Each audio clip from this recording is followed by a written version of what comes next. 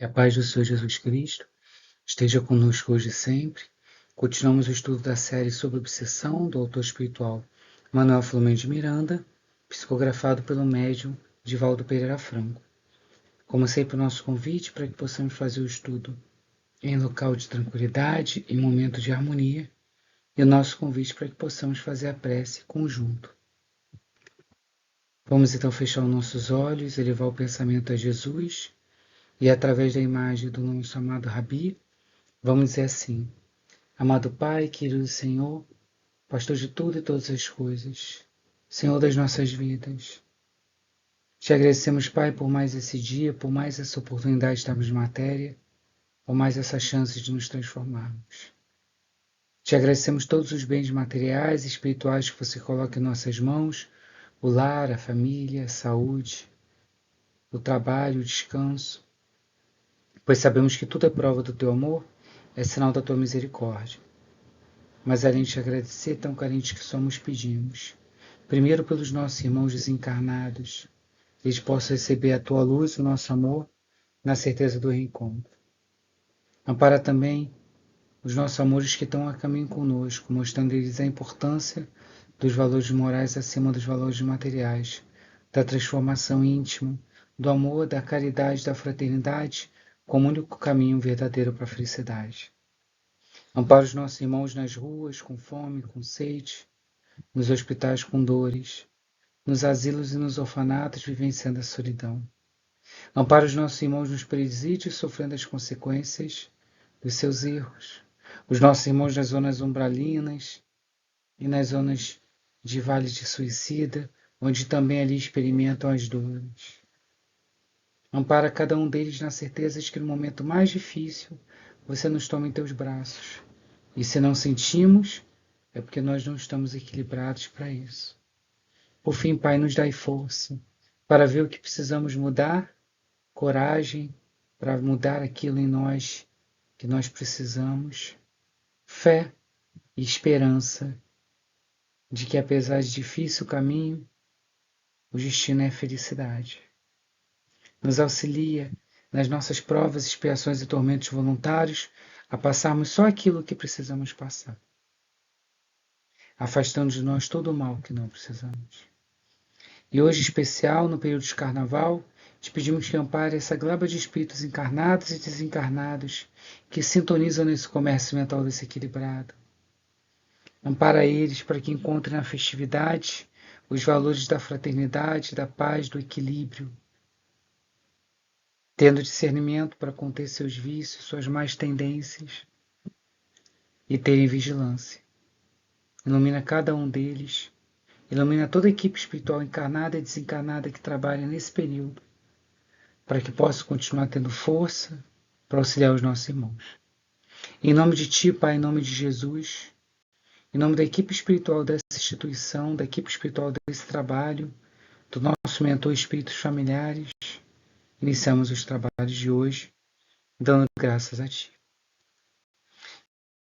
Continuamos então o estudo da série sobre obsessão de Manuel Filomeno de Miranda, que já trabalhava durante a encarnação nas reuniões mediúnicas, e quando ele desencarna, ele continua trabalhando e entendendo um pouco do fenômeno obsessivo. A obra inicial que nós estudamos é Os Bastidores de Obsessão, que é uma história verídica que a família Soares vivenciou entre 1937 e 1978 na Bahia, onde eles tiveram uma intensa perturbação espiritual, e nós acompanhamos os trabalhos do plano real da União Espírita da Bahia e do plano superior.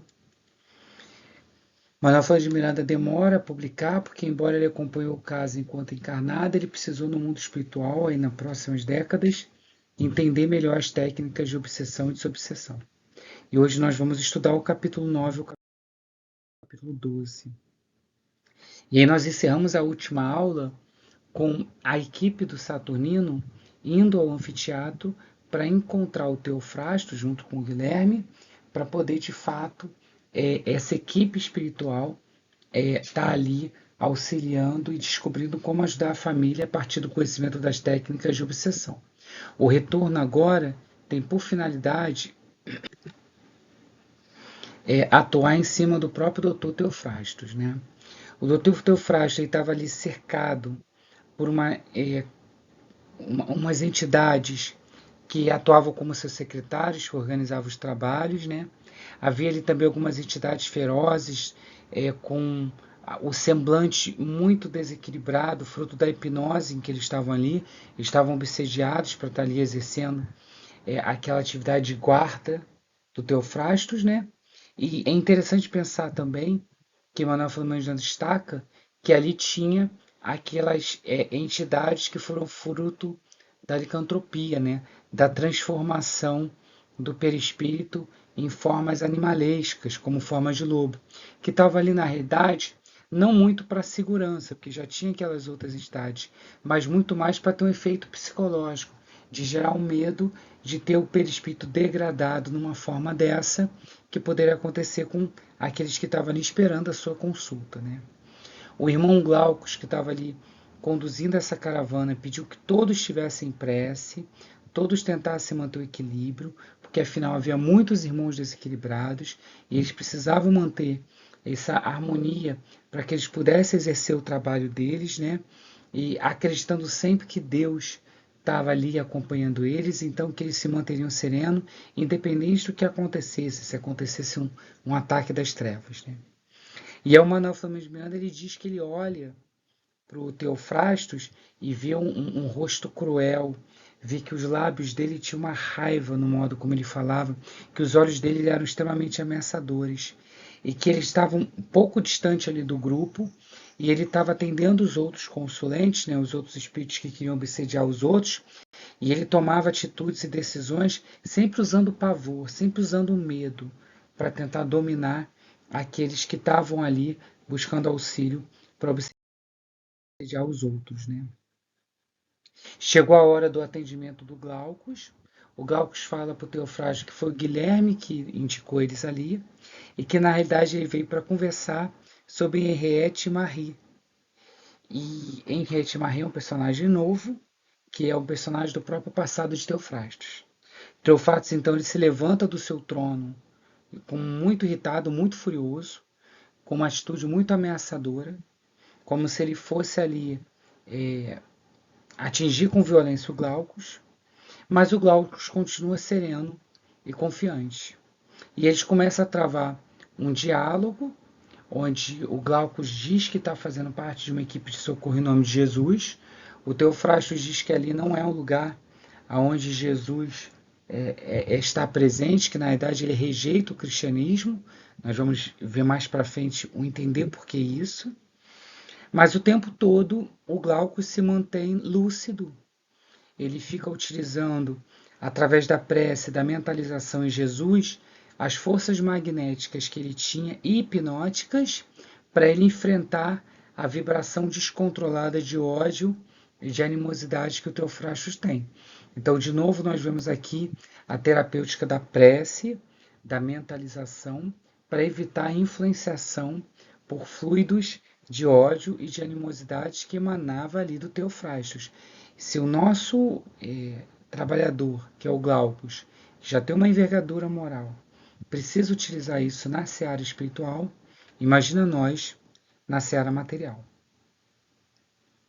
E aí o Glaucus então noticia para o Teofrastos que Henriette está sofrendo um processo de vampirização, né, que foi vitimada por pessoas que faziam parte da própria instituição do Teofrastos, ou seja, o próprio Teofrastos que orientou sem saber que era Henriette como deveria se obsediar aquela jovem.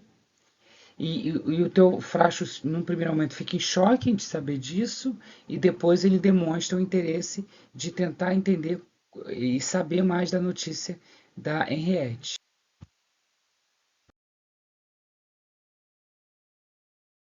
E aí o Teofrastos inicialmente ameaça extrair a confissão de Glaucus usando seus métodos de tortura, porém Glaucus fala que aquilo seria inexequível, que ele não faria nada que não fosse a vontade de Deus, e que se Deus quisesse realmente que ele vivenciasse aquela situação, o Glaucus vivenciaria. E além disso, ele disse que não estava ali para o confronto, mas estava ali para ofertar esclarecimento, o Teofrasto, que o desarma um pouco o Teofrasto. Teofrasto então pergunta o que ele quer. E o Glaucus informa que não só veio trazer notícia da Henriette, mas veio pedir ajuda dele para libertar ela do local onde ela estava, mas ele indica que é uma caravana de Jesus, uma caravana do bem, e que se o Dr. Teofrastos for com ele para ver a situação dela e ajudar a libertar ela, que ele não pode usar em relação ao obsessor dela as técnicas que ele usa, que ele tem que respeitar ali as técnicas de amor que estão sendo utilizadas por Glaucus e pela equipe. Então eles se deslocam ali do anfiteatro, né? E vão para um casarão onde a economia espiritual é muito ruim. Então você tem desencarnados em situação lamentável ali que eles observam. Tem encarnados que estão dormindo, então em desdobramento parcial, muito agitados. E aquele casebre era um lazareto, ou seja, era uma daquelas instituições que recolhiam pessoas com hanseníase, que naquela época tinha não só a questão orgânica, mas tinha toda a questão social envolvida disso, da exclusão do paciente e afins. Eles caminham pela instituição e chegam numa ala onde havia 3 mulheres, entre elas Henriette, uma jovem de cerca de 20 anos, que estava muito magra e doente, que estava dormindo, mas ela estava assistida, ela e as 3 mulheres, por uma malta, por uma quantidade de obsessores impiedosos que estavam ali dominando elas.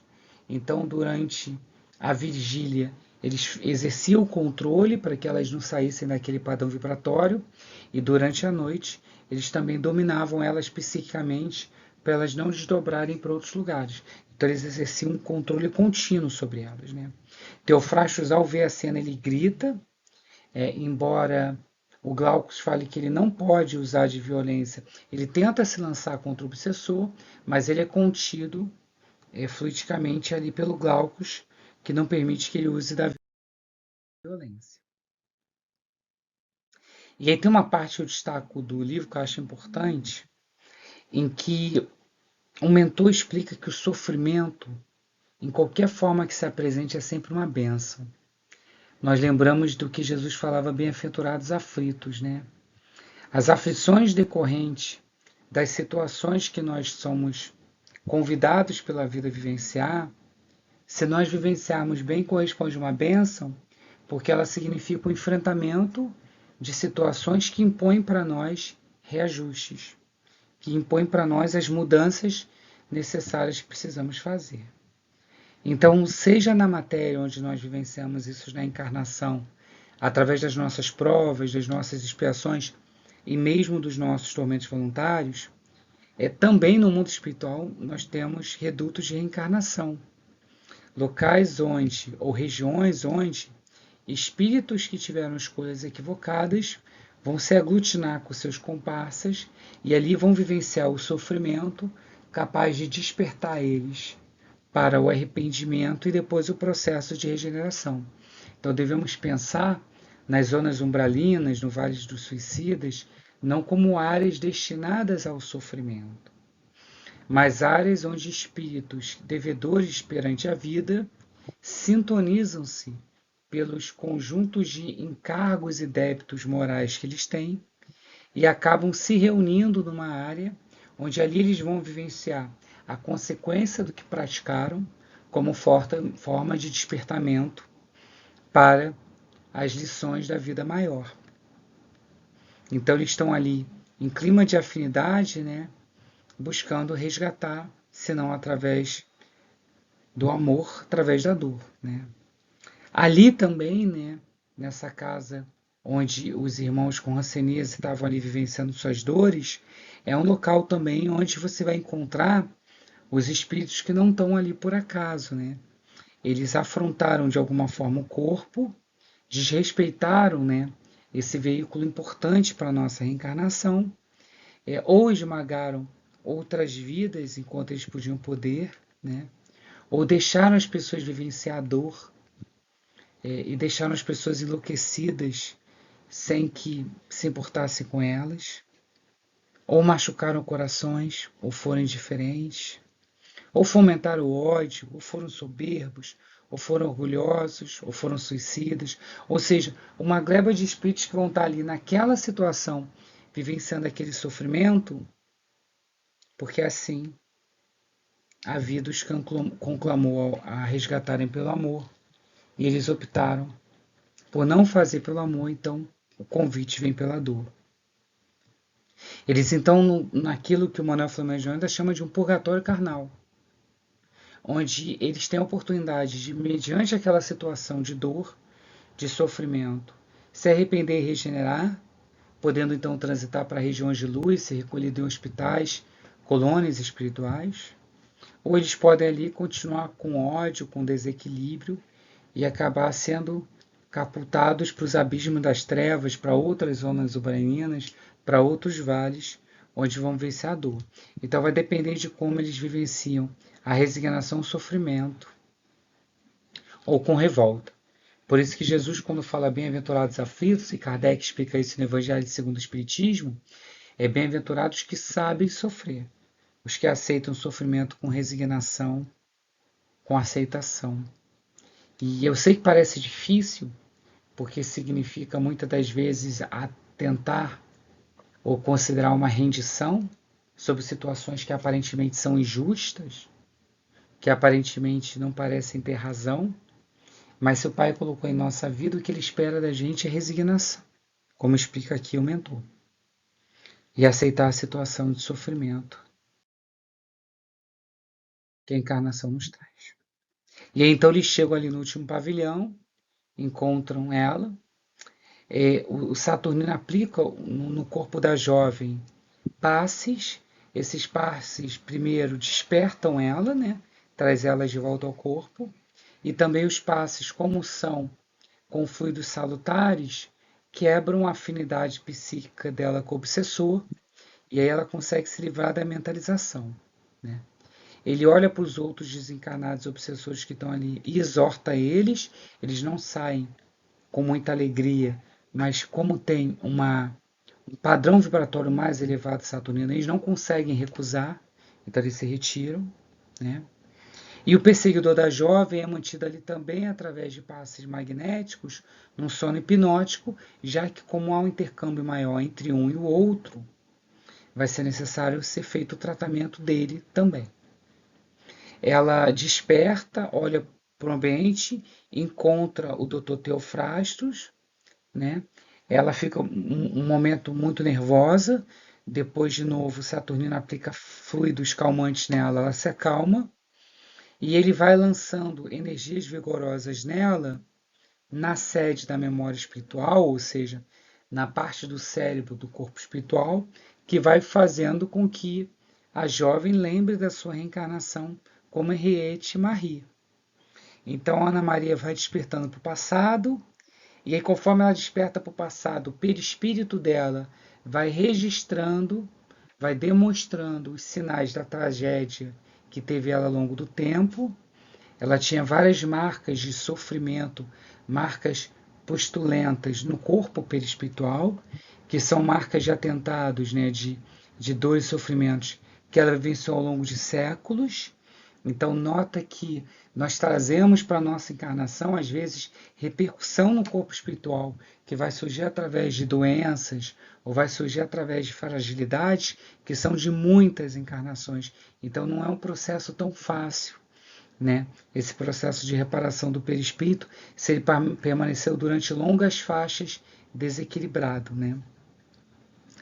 Então, o perispírito traz essas marcas que, como diz o Manuel Flamengo de Miranda, sem que tenha tido amor ou a redenção, que tivesse permitido reorganizar os fluidos e reorganizar, portanto, as células do corpo perispiritual, né?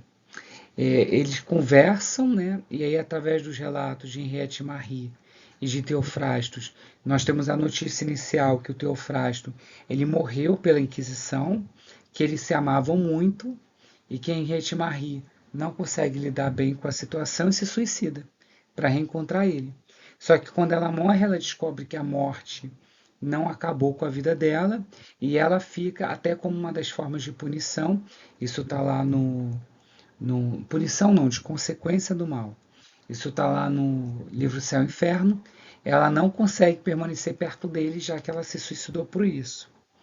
Então eles se permanecem distantes um dos outros.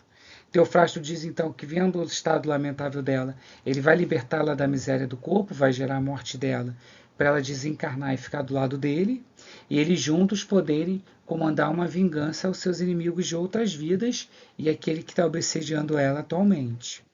O Saturnino destaca que a missão deles é uma missão de misericórdia e de amor, que a violência não acaba com nada, porque a vida continua após a morte, e que se ele continuar trazendo ódio, ele só vai coletar amargura decorrente disso. E aí nós vamos ter um aprofundamento com uma explicação ainda da situação de Henriette, né?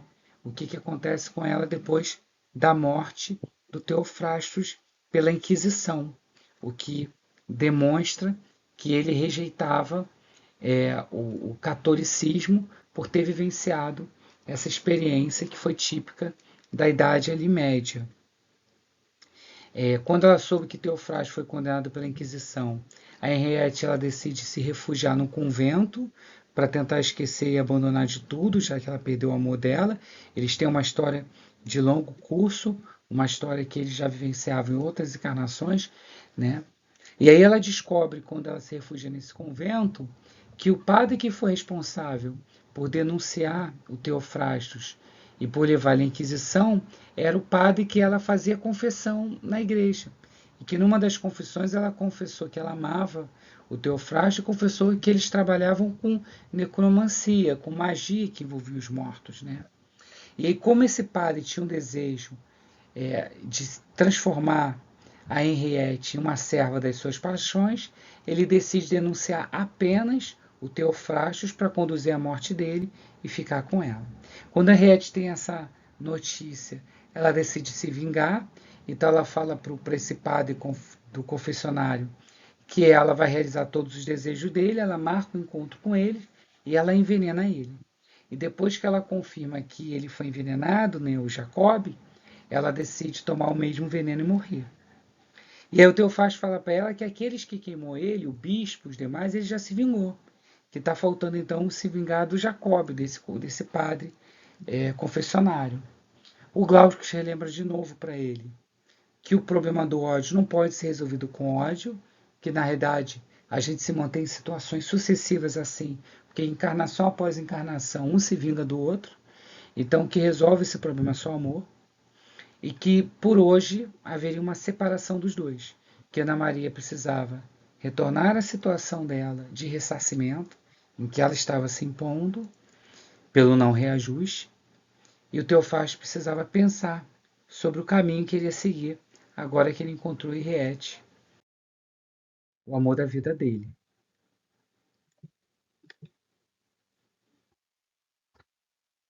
E aí vai ter um destaque muito interessante, né? Manuel Filomeno de Miranda, durante a execução da sua obra, ele estava encarnado, então ele só traz através da mediunidade de Divaldo, décadas depois, o relato desse livro, mas no livro ele, enquanto personagem, está encarnado.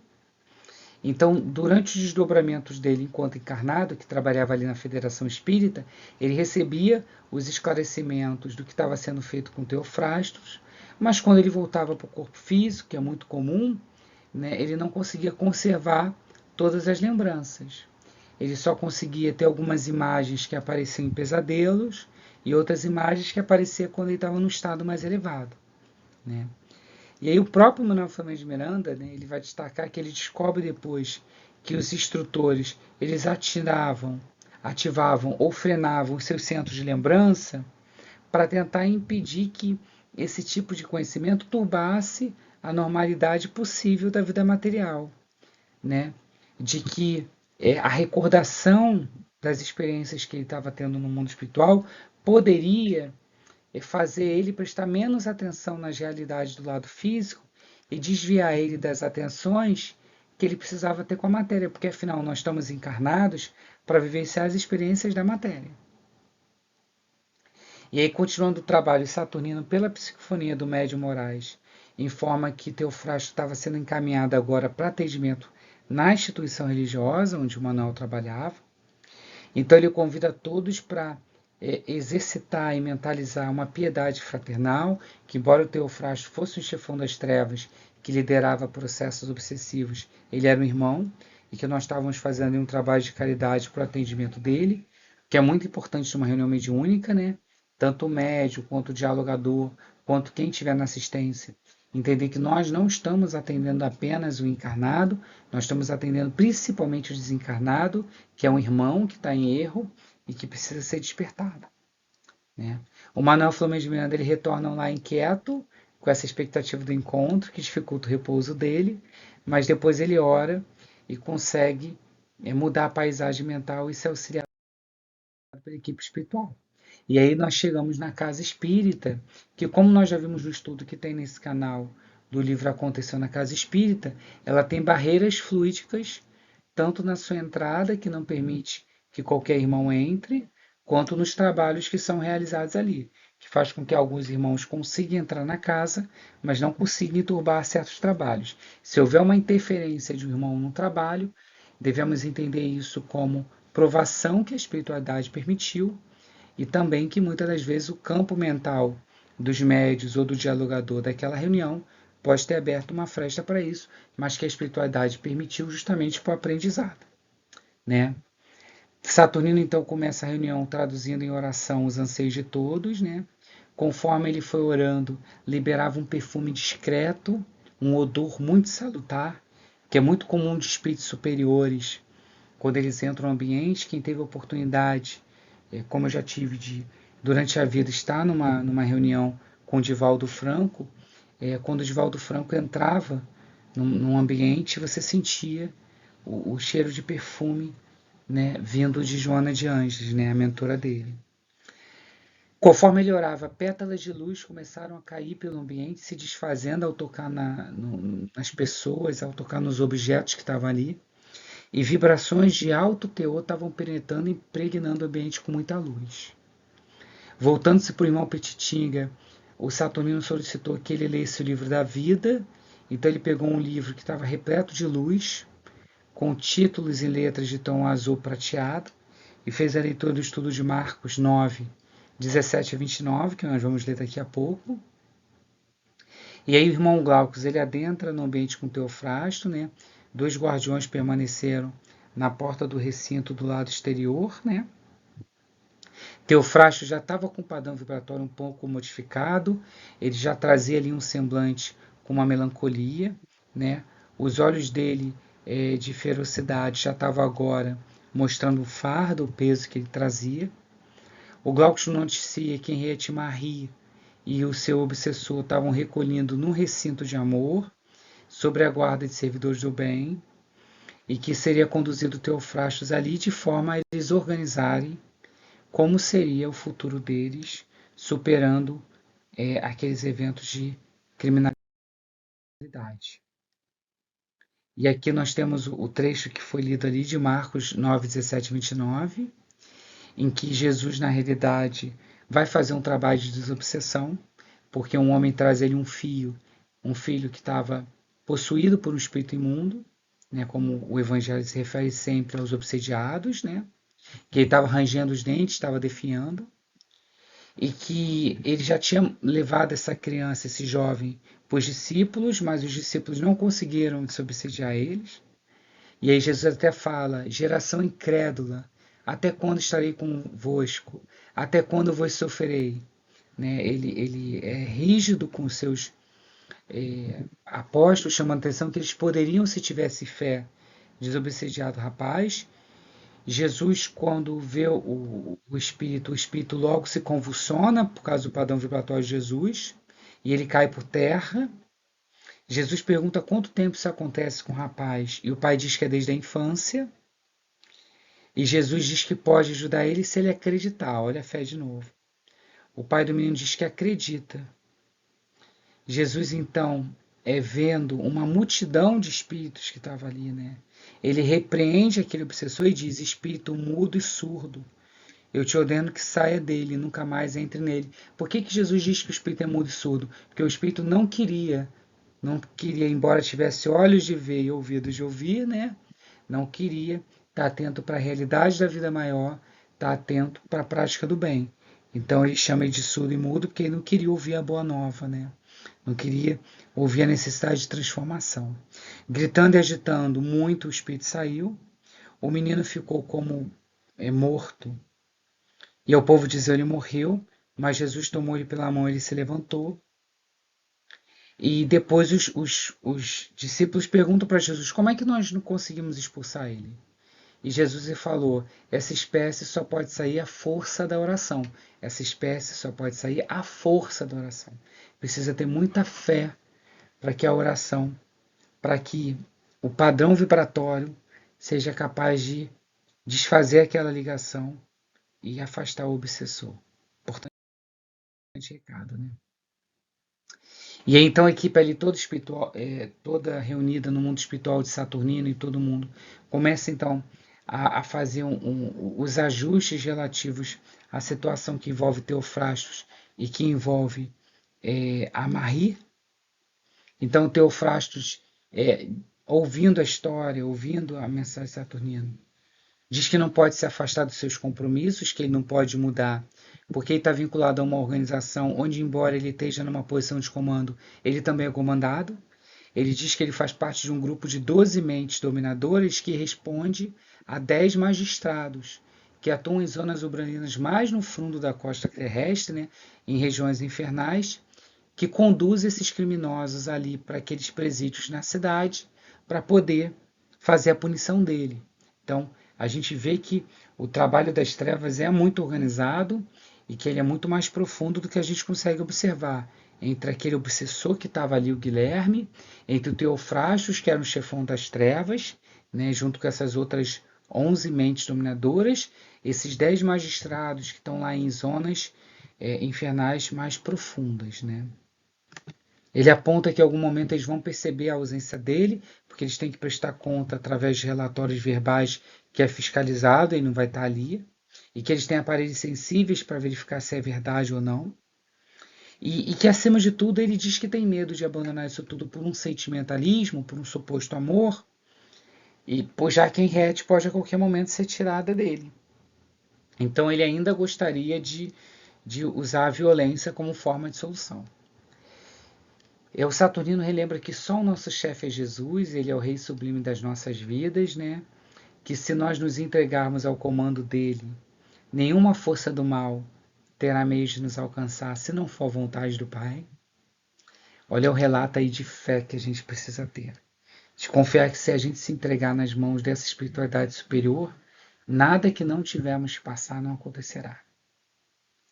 Ele relembra que se ele desencarnar em Riete, eles vão permanecer afastados em razão das leis fluídicas, né? Não vai haver afinidade, como não houve da outra vez do suicídio, que eles vão estar em padrão diferente, mas também não só em razão de sintonia da própria lei de causa e efeito, e que não é aquela forma que ele precisa lidar com seus algozes. O mentor também aproveita para explicar que a lepra que ela está vivenciando, como estava na imagem, é fruto justamente dos fluidos deletérios que o obsessor está lançando sobre ela, que, como nós já trabalhamos na primeira aula desse livro, gera enfermidades físicas, né? A assimilação desses fluidos perniciosos, e aí essa absorção dessas energias deletérias está causando essa hanseníase nela, que só acontece porque o processo obsessivo ali tem uma natureza kármica, resultado do suicídio dela e, portanto, do débito perante a vida, que faz com que o campo mental dela esteja aberto a esse processo de obsessão. E ele chama a atenção de que esse obsessor só está conseguindo descarregar esses fluidos deletérios sobre ela e criar aquele estado de doença porque ele foi orientado pelo próprio Teofrastos. Então, todo o mal que a gente pratica é o mal que nós criamos para nós mesmos. No caso do Teofrastos, ele ensinou o obsessor a praticar o mal, o obsessor está praticando o mal sob a pessoa que ele mais ama. Né? O benfeitor explica o plano da espiritualidade superior, que eles vão afastar o perseguidor, né? Vou fazer um tratamento com esse obsessor dela, e que com o uso de passe magnético ela vai recobrar aos poucos as forças psíquica e orgânica, e aí a doença dela vai se curar milagrosamente, não é isso? Tem gente que morria de hanseníase e tem gente que se curava de hanseníase. Depende do padrão vibratório da pessoa. Eles vão estar ali auxiliando ela a recuperar a força psíquica e orgânica para isso. Ela vai encontrar, então, esperança e alegria em alguém que a espiritualidade vai conduzir para ela para manter uma aliança nupcial, um casamento. E aí desse casamento vai surgir um filho. E aí a proposta da espiritualidade é que o Teofrastos encarne como filho de Henriette, podendo vivenciar o amor com ela de uma outra forma e podendo ter a oportunidade de reencarnar para recuperar os seus débitos desse período que ele ficou nas trevas praticando mal. Ele fica muito preocupado com essa cobrança dos débitos dele. O irmão Saturnino chama a atenção que são débitos que vão ter que ser reparados em algum momento e que ele adiar o reajuste disso é agravar com o tempo essa dose de sacrifício que a vida convida a ele. Teofrasto ainda permanece triste e infeliz, dizendo que a dificuldade dele é que ele rejeita o cristianismo por tudo que ele passou, né, pelo modo como a igreja usou o nome de Cristo para levar ele à fogueira, praticar o mal. E aí é que ele acha que Cristo persegue ele.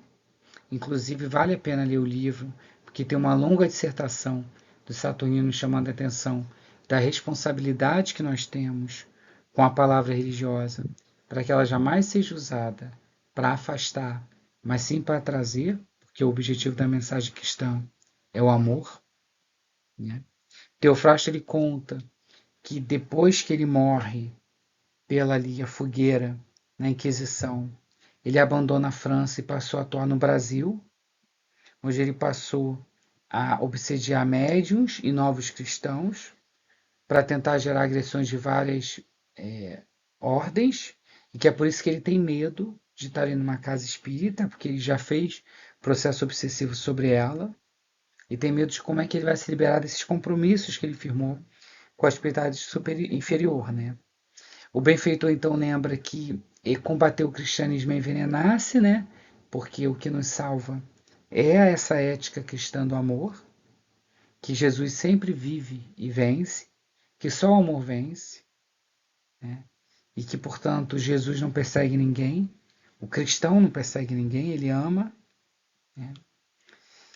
Ele informa que aquela casa que sofreu o processo obsessivo dele tinha defesas morais e psíquicas construídas e que eles foram assistidos pelo plano espiritual. Ele não precisa ficar preocupado. E ele faz uma mensagem muito bonita que eu destaco para vocês nesse capítulo. Né?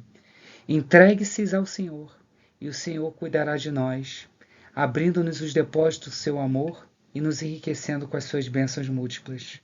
Para ele não há perseguidor nem perseguido, mas espíritos enfermos em estados diferentes, caminhando por vias diversas na direção do bem infinito. Não ignoramos que o mal é somente a ausência do bem, e que a chegada deste a que ele esmaece, porquanto só uma força existe, a do amor triunfante. Hoje tem início etapa nova na jornada do teu Espírito eterno. Embora o passado não esteja morto, todo ele deve ser esquecido. A construção do amanhã tem início agora. Sombras e receios, mágoas e recriminações devem ser superados, e a ele se faz necessário anterpor esperança e paz, fé e trabalho na reconstrução da felicidade que tem demorado. Muitas vezes, ou quase sempre, quando nos ocorre, é consequência do que realizamos. O nosso teto de albergue deve possuir, sem dúvida, segurança e estabilidade, para não ruir sobre as nossas cabeças. Longo tem sido o teu peregrinar, e demorado o teu prazo de aflição corretiva. Jesus, porém, que não deseja a morte do pecador, mas a sua redenção, faculta-nos a todos um ensejo de resgate luminoso. Belíssima mensagem mostrando que todos nós somos filhos de Deus, que Deus espera de nós só o retorno, como a parábola do filho pródigo, o retorno do nosso erro, do mal praticado, dos nossos defeitos, o retorno à lei de amor e a jornada de resgate de todos nós. E aí também nesse capítulo ele destaca que uma vez que todos ali estão buscando se melhorar, vai haver uma pressão espiritual, né? Não ignoramos que alguma das técnicas se utilizam os perseguidores de encarnado atormentando, que buscam o concurso do espiritismo em diversos casos, envolve o aumento de agressão às suas vítimas, para darem ideia de que, embora eles estão buscando o tratamento na casa religiosa, estão buscando tratamento de obsessão, as coisas estão piorando. O sofrimento vai piorar. Então, eles querem, na verdade, mostrar que fazendo sofrer mais quando o obsediado busca se modificar, era melhor ter continuado como estava, porque ali não sofria tanto. Então, olha que interessante a mensagem da espiritualidade, né? É a mensagem de que muitas das vezes a pessoa, quando para um vício, para de beber, para de usar drogas, ela vivencia um período de dor muito grande. E por que ela vivencia isso? É a espiritualidade tentando incutir nela que ela piorou abandonando tudo, quando na realidade é o contrário. E aí nós retornamos ao trabalho junto com a família Soares, dessa vez com uma notícia não tão boa. A família Soares estava sendo convidada a vivenciar uma nova provação, né? E então Dona Rosa recebe a notícia que o seu Mateus, durante a sua jogatina noturna, tinha entrado em discussão com outro frequentador habitual daquele mesmo lugar, que aparentemente teria fraudado um jogo com ele. E aí, uma vez que os dois discutiram, aquele jogador teria esfaqueado ele. Então a Dona Rosa e a Amália estavam muito abatidas quando elas retornaram ao hospital e tiveram a notícia que o seu Mateus ia ser operado naquele dia. A Mariana, quando ela recebe aquela notícia, ela que já não estava ainda bem psicologicamente, ela teve um choque nervoso cruel e a equipe espiritual percebe que havia a presença de vários agressores espirituais que estavam ali na casa, aproveitando a notícia para criar pânico e perturbação. Então, a gente tem que ter muito cuidado, que às vezes o processo obsessivo também decorre disso. Eles aproveitarem uma fragilidade emocional da gente estar com medo, da gente estar preocupado, para tentar exercer essa influência, né? E aí, é, o comentário que a espiritualidade faz é muito importante, né? Nós temos o problema da Mariana, de longa data, com Guilherme, que está sendo fruto da desobsessão. Nós temos também o drama da Marta, que é um drama de um comércio espiritual com espíritos inferiores que ela utiliza nos seus rituais de necromancia, bem como o comércio com os espíritos encarnados, ociosos e estão preocupados com soluções rápidas. Mas nós temos ali o Mateus também, que além de ter sido na outra encarnação, né, o amante da Mariana, né, ter sido ali o responsável por a evasão de Aldegundes do casamento com o marido, ele também, né, ao longo de sua encarnação, criou um conjunto de inimigos e criou um conjunto de entidades infelizes que estão acompanhando ele. Então ele tem uma enfermidade íntima de longo curso, de muitas encarnações, né? E aí essas entidades infelizes que acompanham ele, que atuaram em cima do outro jogador, opositor, para que ele pudesse esfaquear de fato o nosso irmão e ele pudesse então desencarnar. Então a ideia desse conjunto de obsessores é que eles iam então atingir a família que estava ali tentando se libertar da obsessão cruel, né, com esse acidente. E depois atingiria também emocionalmente a família, né? Então, assim, primeiro o desencarne do pai seria um atingimento material, mas isso também atingiria emocionalmente, impedindo que os benfeitores de fato tivessem ali atuando. Então, olha como é que é todo um plano das trevas baseado nessa ideia. E a Mariana não estava bem, né? Então o Petitinga vai até a casa para ajudar a Mariana, e aí a Mariana recebe um passe magnético dele, e aí ela acorda de sobrepalto, transfigurada pela mediunidade. Então a gente descobre que Mariana era médium, o que explica muito a gravidade do processo obsessivo dela. Como consta no livro dos Espíritos, todos somos médios, que todos estamos em intercâmbio com o mundo espiritual. Tratamos disso na primeira aula. Mas a mediunidade ostensiva é um canal maior, o mais aberto, para o processo obsessivo. E aí, dentro dessa mediunidade, se ameaça ele, né? Essa entidade ameaça o Petitinga, e diz que eles são obsessores que querem vingança, né? Então, nota que a gente não tem aqui só o concurso do Mateus, a gente tem um concurso de outros obsessores que, de fato, estão atuando em cima não só do seu Mateus, mas estão atuando em cima também da Mariana, então não é só o Guilherme, né? E aí ele então aplica passes na Mariana, que ela acaba recobrando a consciência, o fenômeno mediúnico para, e ela acaba rompendo em lágrimas com toda aquela situação. No dia depois, eles retornam ao lado da família Soares e a boa notícia é que a cirurgia foi bem feita e o seu Mateus tem grandes chances de recuperação. Mas é interessante o final desse capítulo, que o Petitinga, que já foi ameaçado pelo espírito que se manifestou na Mariana, ele vai dar uma palestra pública naquela semana e ele vai receber um ataque de um frequentador obsediado. Um frequentador que é um frequentador quanto mais da casa espírita, mas que no meio da palestra vai proferir palavras de ódios contra ele, vai proferir palavras para tentar desmobilizar ele. Então isso é muito comum para a gente que é trabalhador do bem, sofrer esse tipo de ataque que às vezes vem dessas formas e que muitas das vezes não é nem o irmão que está ali falando aquelas palavras ofensivas. E muitas das vezes não é nenhum obsessor dele. É um obsessor de outra pessoa ao qual você está auxiliando, como era o caso do Petitinga, ou o próprio obsessor do trabalhador, para impedir a manifestação. Aqui eu destaco uma coisa importante, né? O problema de desobsessão ele tem um curso muito longo.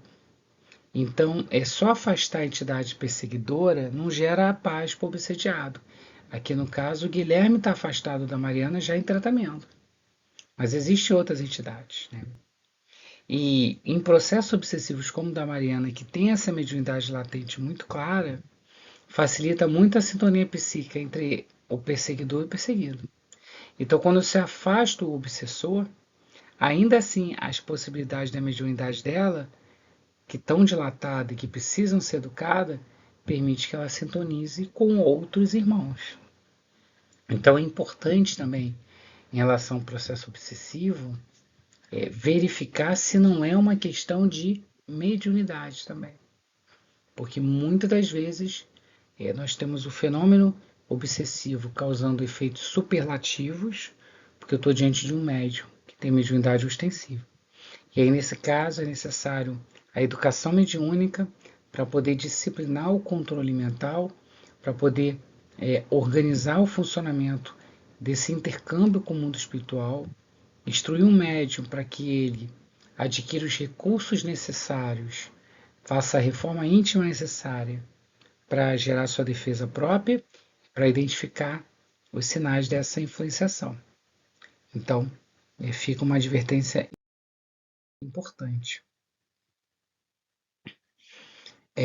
Saturnino depois elucida que o irmão Glaucus ia ser incorporado pelo médium Moraes para dar algumas instruções valiosas. Ele noticia que o Teofrastos permaneceu na casa espírita ali, que está em meditação, fazendo reflexões profundas e buscando se arrepender, que ele estava acompanhando os trabalhos que é desenvolvido pela casa religiosa, para ele entender que o cristianismo não é perseguidor, mas é difusor do amor. Então é interessante como o Saturnino destaca, por exemplo, ou melhor, o irmão Glaucus destaca, por exemplo, que o Teofrastos participa observando as reuniões mediúnicas. E ele percebe que a não violência produz poder e efeito até maior do que o que ele fazia lá no seu anfiteatro. E ele vê a manipulação de fluidos magnéticos, ele vê ali a utilização de recursos fluídicos como uma técnica que a espiritualidade superior usa, só que com fluidos mais leves e com uma ação, com uma eficácia maior do que a dele, né? Glaucus também reporta a questão da família Soares, dizendo que há vários processos de desobsessão, que pelo longo período que aqueles espíritos transitaram em faixas de desequilíbrio, e que vai exigir uma atuação mais eficiente dos trabalhadores que estão colaborando. Lembrando que muitos desses episódios estão dentro do seu painel probatório, ou seja, estão dentro de situações que estavam previstas nessa encarnação e que eles pediram como oportunidade, porque se acreditavam capazes. Então, uma vez que são situações que estavam previstas no seu painel da reencarnação, agora o espírito, quando encarnar, cumprir o que ele prometeu quando estava desencarnado.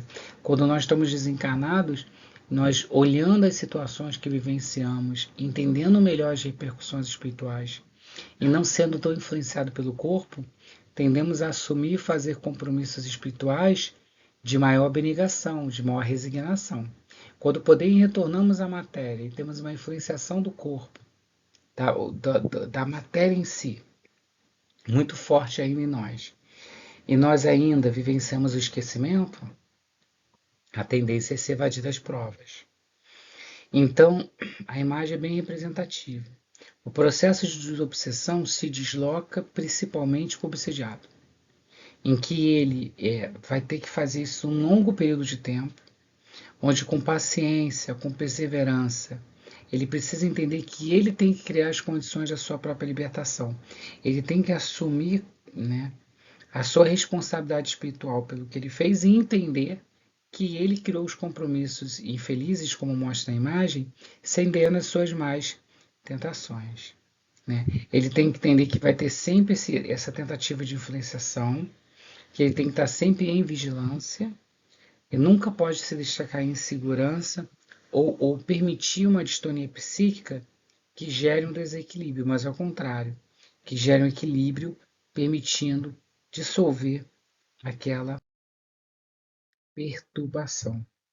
E ainda assim, que esse desobsidiado consiga se conservar com um padrão vibratório melhor, isso não significa que esses algozes, contumazes, que às vezes o acompanham durante séculos, se afastem absolutamente. Né?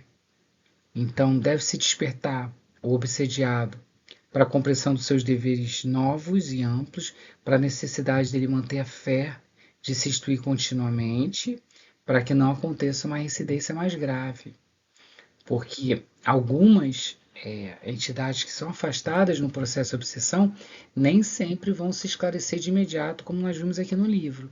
Nem sempre vão se conformar com a situação nova. Alguns vão continuar acompanhando suas vítimas, às vezes por século, por mais de uma encarnação, para ver se de fato houve uma mudança, para ver se de fato não consegue alcançar uma afinidade espiritual de novo, para ver se de fato não consegue lhe fazer sofrer. Então é importante que na tarefa de desobsessão entenda-se a responsabilidade de cada um dos membros, inclusive do obsediado, que é aquele que mais precisa atuar para garantir sua cura. E com essas lições importantíssimas, vamos elevar os nossos pensamentos a Deus de novo, nosso Pai maior, mentalizar a imagem de Jesus, agradecer ao Espírito de Manuel Flamengo de Miranda pelos trabalhos, a mediunidade bendita de Divaldo Franco, ao nosso mentor Espíritos Familiares que nos auxiliam, e a equipe espiritual do estudo e dessa instituição que fomenta essa oportunidade de agradecimento que nós estamos tendo por tanto conhecimento que aprendemos. A toda essa espiritualidade, as nossas graças, o nosso agradecimento por tudo aquilo que nós recebemos, por esse alimento espiritual, e o nosso pedido de força para que continuemos no trabalho de aprendizado, no trabalho de autoconhecimento e no trabalho de reforma íntima. Nos dê força, coragem, fé e esperança para que não desistamos desse desiderato de nos tornarmos melhores. E assim seja. Em nome de todos vocês, encerramos os trabalhos, dando graça acima de tudo ao nosso Pai. Graças a Ti.